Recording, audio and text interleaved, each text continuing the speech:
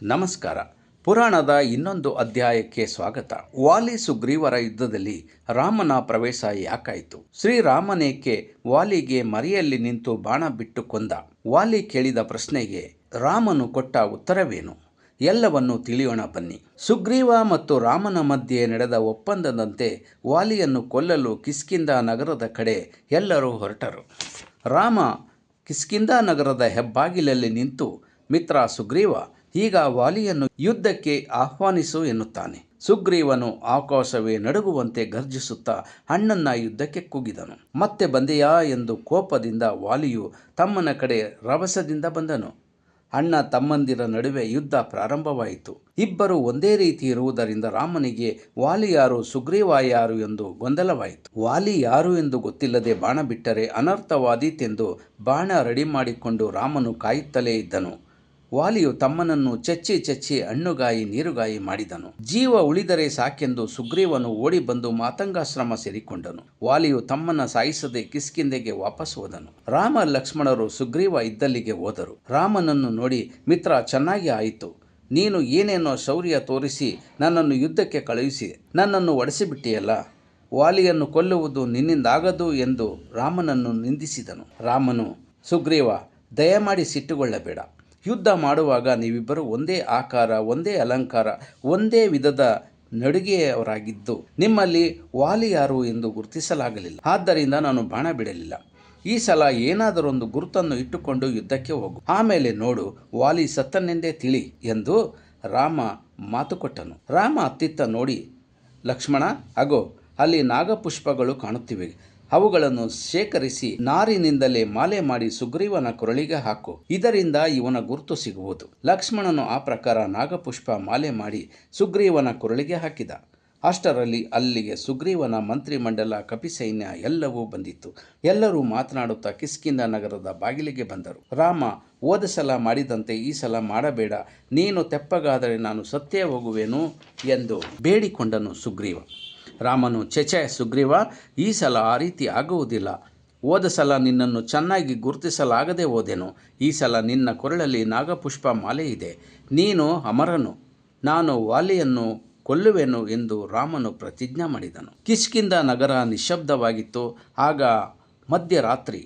ತನ್ನ ಸ್ತ್ರೀ ಪರಿವಾರದೊಂದಿಗೆ ವಾಲಿಯು ನಿದ್ರಿಸುತ್ತಿದ್ದನು. ಸುಗ್ರೀವ ಹೋದ ಸಲಕ್ಕಿಂತಲೂ ಈ ಸಾರಿ ಭೀಕರವಾಗಿ ಗರ್ಜಿಸಿದನು. ನಿದ್ರೆಯಿಂದೆದ್ದ ವಾಲಿ ಕಡು ಕೋಪದಿಂದ ಹಲ್ಲು ಕಡಿಯುತ್ತಾ ನೆಲವನ್ನು ಕಾಲಿಂದ ಅಪ್ಪಳಿಸುತ್ತಾ ಸುಗ್ರೀವನನ್ನು ಕೊಂದೇ ತೀರಬೇಕೆಂದು ಹೊರಟನು. ಆಗ ಅವನ ಪತ್ನಿ ತಾರೆಯು ತಡೆದಳು. ಪ್ರಿಯಾ, ತುಸು ತಡೆ. ಈಗ ರಾತ್ರಿಯಾಗಿದೆ. ಇದ್ದಕ್ಕಿದ್ದಂತೆ ಯುದ್ಧಕ್ಕೆ ಹೋಗಬೇಡ. ನಾಳೆ ಬೆಳಗಾದ ಮೇಲೆ ಹೋಗು ಎಂದಳು. ಇವಳು ಸುಗ್ರೀವನ ಹೆಂಡತಿ. ಇವಳ ಸಲುವಾಗಿಯೇ ಸುಗ್ರೀವ ಯುದ್ಧಕ್ಕೆ ಬಂದಿರುವುದು.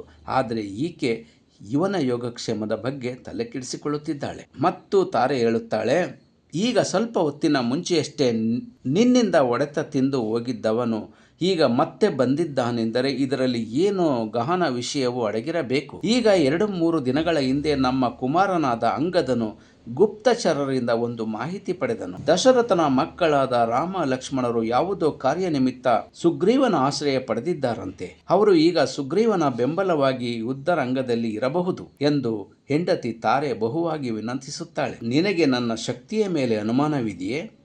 ಈ ಸಾರಿ ಅವನ ಸೊಕ್ಕನ್ನು ಇಳಿಸಿಯೇ ಬರುತ್ತೇನೆ. ಇನ್ನು ರಾಮನ ವಿಷಯ ಹೇಳಿದಿ. ಅವನು ಧರ್ಮಜ್ಞನು. ನಾನಂತೂ ಅವನೊಂದಿಗೆ ಯುದ್ಧಕ್ಕೆ ಹೋಗಲಿಲ್ಲ. ಯಾವ ಅನ್ಯಾಯವನ್ನೂ ರಾಮನಿಗೆ ಮಾಡಿಲ್ಲ.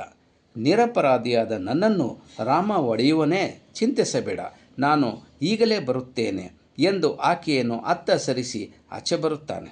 ಅಣ್ಣ ತಮ್ಮಂದಿರ ಮಧ್ಯೆ ಯುದ್ಧ ಪ್ರಾರಂಭವಾಗುತ್ತದೆ. ಮುಷ್ಟಿ ಯುದ್ಧದಿಂದ ಪ್ರಾರಂಭವಾಗಿ ಪರಸ್ಪರ ಕಲ್ಲುಗಳಿಂದ ಹೊಡೆದಾಡುತ್ತಾರೆ.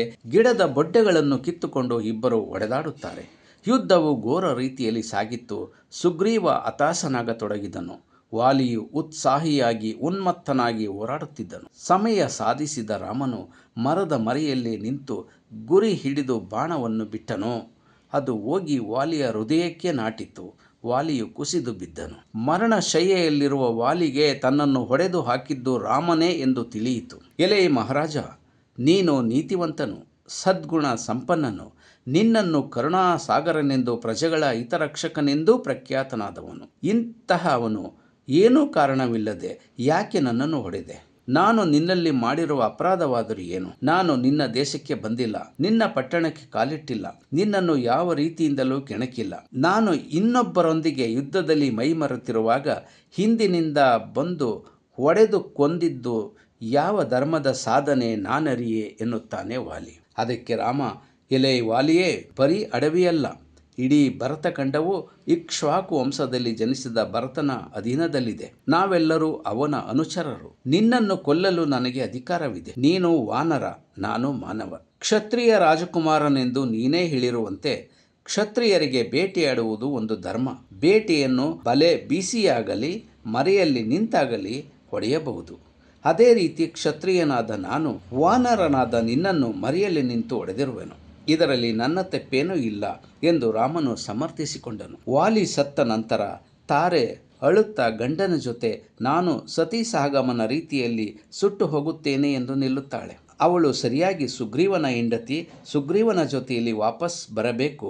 ಆದರೆ ಅವಳು ವಾಲಿಯ ಜೊತೆಯಲ್ಲಿ ಸತಿ ಸಹಗಮನ ಮಾಡಲು ತಯಾರಾಗುತ್ತಾಳೆ. ರಾಮನೇ ತಾರೆಯನ್ನು ಸಮಾಧಾನಪಡಿಸಿ ಸುಗ್ರೀವನೊಂದಿಗೆ ಬದುಕುವಂತೆ ಬುದ್ಧಿ ಹೇಳುತ್ತಾನೆ. ಸುಗ್ರೀವನ ಪಟ್ಟಾಭಿಷೇಕ ಆಗುತ್ತದೆ. ಸುಗ್ರೀವ ಮತ್ತು ತಾರೆ ಗಂಡ ಹೆಂಡತಿಯರು ಸಂತೋಷವಾಗಿ ಸಂಸಾರ ಶುರು ಮಾಡುತ್ತಾರೆ. ಆ ನಂತರ ರಾಮ ಮತ್ತು ಲಕ್ಷ್ಮಣರು ಅಲ್ಲಿಂದ ನಿರ್ಗಮಿಸುತ್ತಾರೆ. ಇಲ್ಲಿಗೆ ವಾಲಿ ಮತ್ತು ಸುಗ್ರೀವರ ಕಥನ ಪರ್ವ ಮುಗಿಯುತ್ತದೆ. ಈ ಕಥೆ ನಿಮಗೆ ಇಷ್ಟ ಆಗಿದ್ದರೆ ದಯವಿಟ್ಟು ಶೇರ್ ಮಾಡಿ, ಲೈಕ್ ಮಾಡಿ, ಸಬ್ಸ್ಕ್ರೈಬ್ ಮಾಡಿ. ಇನ್ನಷ್ಟು ರೋಚಕ ಮಾಹಿತಿಗಳು ನಿಮಗೆ ಸಿಗಲು ಸಪೋರ್ಟ್ ಮಾಡಿ. Thank you.